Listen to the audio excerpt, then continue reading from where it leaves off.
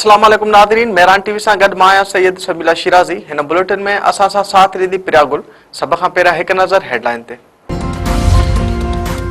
Army chief हाणे chief of defence forces भी हूंदो ऐं उहिदे जो मुद्दो 5 साल हूंदो। क़ौमी असेंबली 27वीं आइनी तरमीम बाद आर्मी एक्ट 2025 जी मंज़ूरी ॾेई छॾी। दिफ़ा वारे वज़ीर ख़्वाजा आसिफ तरफ़ां पेश कयल आर्मी एक्ट 2025 वारे बिल जी मुखालिफ़त कई। आर्मी एक्ट तहत आर्मी चीफ जो बतौर चीफ ऑफ डिफेंस फोर्सेस नओं नोटिफिकेशन जारी थींदो। नए नोटिफिकेशन बाद आर्मी चीफ जो मुद्दो ॿीहर शुरू थींदो। आर्मी एक्ट तहत आर्मी चीफ ऑफ डिफेंस पाक फ़ौज जे समूरनि शोबनि जे रीस्ट्रक्चरिंग कंदो। उन खां अॻु वज़ीर आज़म शहबाज शरीफ़ जी सदारत हेठि वफ़ाक़ी काबीना जे इजलास में टिनी सर्विस एक्ट्स में तरमीम जी मंज़ूरी ॾिनी वई। कानून वारे वफ़ाक़ी वज़ीर आज़म नज़ीर तारड़ चयो आहे त आर्मी चीफ हाणे चीफ ऑफ डिफेंस फोर्सेस भी हूंदो ऐं संदसि उहिदे जो मुद्दो 5 साल हूंदो। Chairman joint chiefs of staff committee जो उहिदो ख़त्म कयो वियो आहे।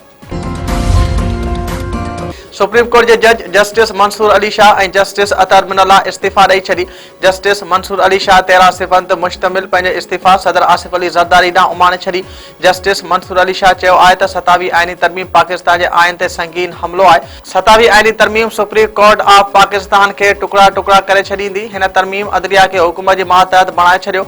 27वीं आइनी तरमीम असांजे आइनी जमहूरियत जी रूह ते कारी ज़रब लॻाई आहे। पार्लियामेंट 27वीं आइनी तरमीम की मंजूरी ॾेई छॾी। क़ौमी असेंबली खां पोइ सेनेट मां भी तरमीम इज़ाफ़ी शिकन समेत मंजूर। आइनी तरमीम के हक़ में 64 ऐं मुखालिफ़त में 4 वोट पिया। JUI जे 4 मेंबरनि पारां बिल की मुखालिफ़त में वोट। तहरीक इंसाफ़ वोटिंग में हिस्सो न वरितो। सेनेटर सैफुल्ला अबड़ो ऐं अहमद ख़ान 27वीं आइनी तरमीम के हक़ में वोट ॾिनो। मुखालिफ़ धुर के मेंबरनि जो एहतजाज, चेयरमैन के डाइस आॾो धरणो, बिल नामंजूर जा नारा। नायब वज़ीर आज़म इसहाक़ डार चयो आहे त अॼु तारीख़ी ॾींहुं आहे। तरमीम मुल्क लाइ फ़ाइदेमंद साबित थींदी। सदर आसिफ अली ज़रदारी 27वीं आइनी तरमीम वारे बिल ते सही करे छॾी। सदर आसिफ अली ज़रदारी जी सही खां पोइ 27वीं आइनी तरमीम वारो बिल कानून जो हिस्सो बणिजी वियो। उन खां अॻु सेनेट ऐं क़ौमी असेंबली में भी 27वीं आइनी तरमीम जी शिकवार मंजूरी ॾिनी वई हुई। चीफ जस्टिस याया आफरीदी 27वीं आइनी तरमीम ते फुल कोर्ट इजलास तलब करे वरितो। ज़र मुताबिक़ chief justice Yahya Afridi full court इजलास सुभाणे तलब करे वरितो। फुल कोर्ट इजलास में 27वीं आइनी तरमीम ते ख्यालनि जी ॾे वठि कई वेंदी। सुप्रीम कोर्ट जे 3 जजनि फुल कोर्ट इजलास घुराइण ते सुप्रीम कोर्ट जे चीफ के धारदार खत लिखिया हुआ। रावलपिंडी की दहशतगर्दी तोड़ अदालत अलीमा खान के गिरफ्तार करे पेश करण जो हुकुम ॾेई छॾियो। बानी PTI की भेण ऐं ॿियनि ख़िलाफ़ 26 नवंबर एहतजाज केस की ॿुधणी। अलीमा खान ऐं संदसि वकील पेश न थिया। अदालत तरफ़ां कावड़ जो इज़हार। दहशतगर्दी तोड़ अदालत अलीमा खान जा नाव भेरो ज़मानत न थियण जोगा गिरफ्तारी वारंट जारी करे छॾिया। गिरफ्तार करे 17 नवंबर ते अदालत में पेश करण जो हुकुम। IMF जे एग्जीक्यूटिव बोर्ड जो इजलास 8 दिसंबर ते तलब। पाकिस्तान लाइ $1 करोड़ 20 लख किस्त की मंजूरी जो इम्कान। ज़रन मूजिब मुआहदे तहत किस्त की रक़म 9 दिसंबर ताईं पाकिस्तान के अकाउंट में मुंतकिल थियण जो इम्कान है। चकवेजो शर बडाणी खूनी तकरार तां घर मथा हमलो, पीउ ऐं 2 पुटनि समेत 5 ॼणा क़तल। बडाणी दुर जे हथियारबंदन ॻोठ इम्तियाज़ शर में घर मथा हमलो करे हथियारनि जा मुंहं खोले छॾिया।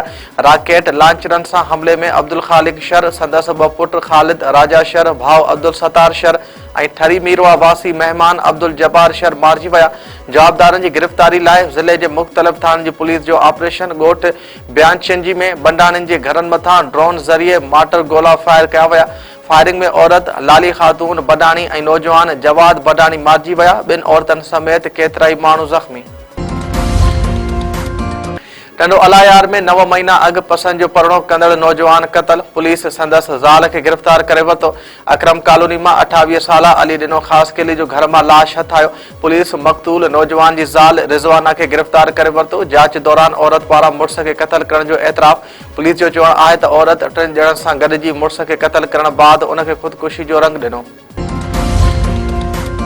शहदादपुर के उस्ताद के खून से इंसाफ लाइ हाला क़ौमी शाहराह ते लॻल धरणो 20 कलाकनि बाद ख़त्म।